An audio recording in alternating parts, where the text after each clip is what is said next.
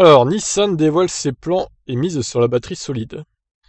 Ah, ça se réveille du côté de chez Nissan peut-être. Nissan a présenté sa stratégie d'électrification pour les 10 années à venir. La firme japonaise alliée de Renault compte énormément sur sa technologie de batterie solide. Bah, pour relancer la marque, il va falloir, hein, parce que de toute façon, là, ils sont en grosse perte de puissance.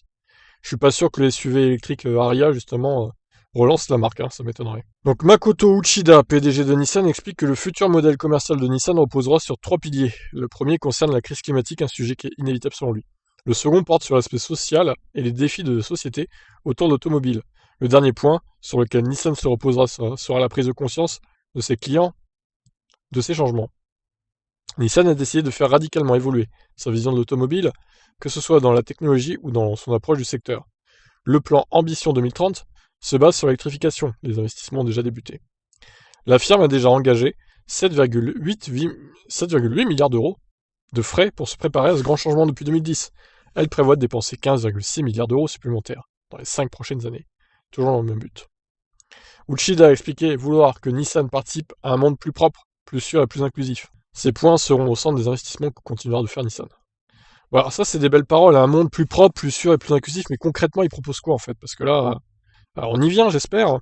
Des dépenses qui se matérialiseront par l'arrivée de 23 nouveaux modèles, dont 15 véhicules électriques. Nissan veut rendre ces véhicules électrifiés plus abordables et espère qu'ils représenteront 40% de ses ventes en 5 ans.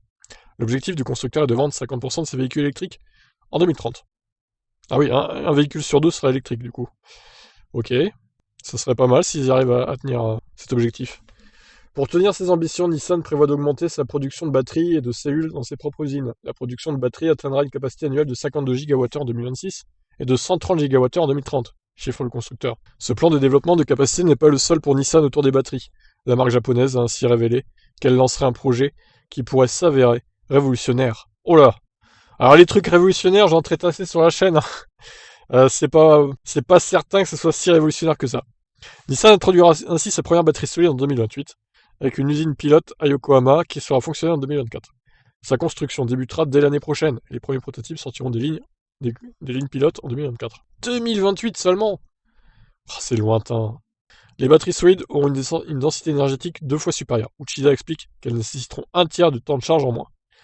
Si Nissan veut démocratiser la batterie solide, c'est aussi pour des raisons financières. La marque Nippon évoque un coût de 65 dollars le kilowattheure, soit moins de la moitié des coûts actuels. Et effectivement, là, c'est dérisoire, hein. Incroyable ce prix. Ce projet coûtera à lui seul 1 milliard d'euros à Nissan dans les 5 prochaines années. Si tout se déroule comme prévu, la production de masse de ces batteries se lancera en 2028. Allez, les 3 derniers du coup. Nissan va aussi investir dans les batteries plus vertueuses sur le principe du reconditionnement. Le constructeur souhaite ainsi implanter des usines dans ce but en Europe, au Japon, aux États-Unis. De nombreuses études et des tests ont montré récemment que les minerais déjà utilisés dans les batteries conservent de bonnes propriétés énergétiques. Alors ça, on l'a vu précédemment du coup dans une vidéo. Je sais plus laquelle c'est, faut fouiller. Faut fouiller là, tellement, c'est ce que cherche Nissan, afin de réussir à utiliser ces batteries au fil des générations. Enfin, c'est dans ces infrastructures que Nissan veut changer la donne.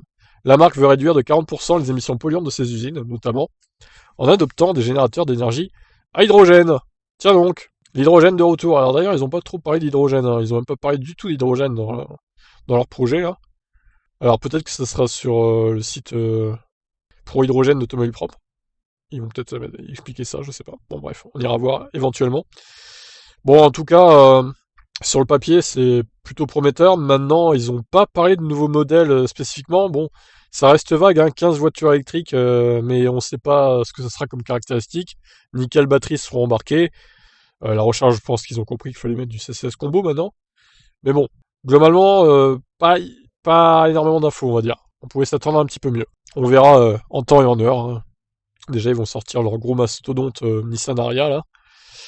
Vu que c'est un SUV, il va peut-être marcher potablement, on va dire. Même si je suis pas sûr que face à la concurrence, il soit très crédible. Mais bon, ça devrait quand même augmenter les ventes par rapport à la Leaf actuelle, hein, qui est quand même en grosse perte de vitesse. Voilà pour Nissan, je vous laisse réagir. Ciao.